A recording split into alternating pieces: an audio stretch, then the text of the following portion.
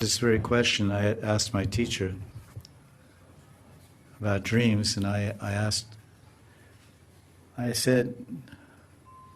inquired from my teacher. I said, are dreams real or false?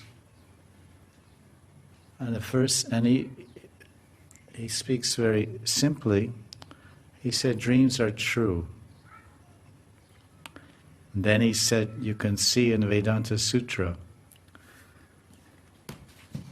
So he said, dreams are true. Dreams can be true. Very true. Then he quoted the actual shloka, and he said this is in the Vedanta Sutra, and also in the commentary of Govinda Bhasyam.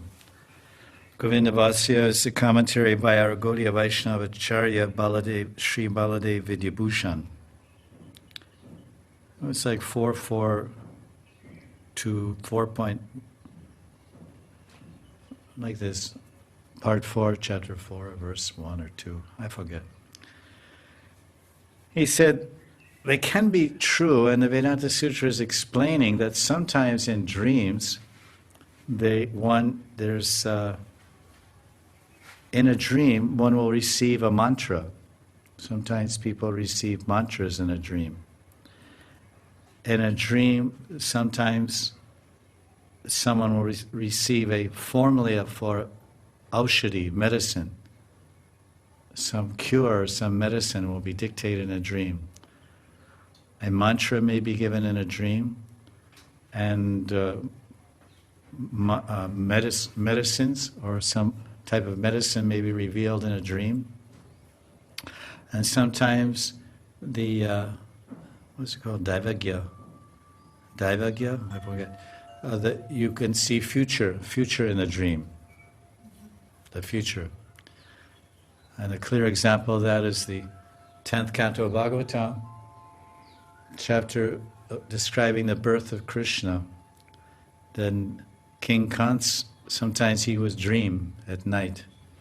And he saw a dream that one night he saw in a dream he was sitting naked on a donkey.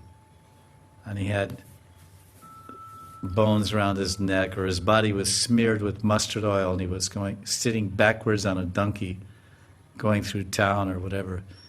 And in Shastras that predict the future, these are signs of imminent death. Because of course Krishna was going to come and kill him. The 8th child of Devaki. So he saw, we call premonition of the future. You can see future events. And there's a particular term, I think it's called Kam Vasana or something. There's a type of puja, a Vedic puja or yagyas and tapasya that one does. He worships and chants particular mantras and does particular puja to obtain a woman. You know, it's a calm yagya, calm desire, lust. I want a very beautiful woman.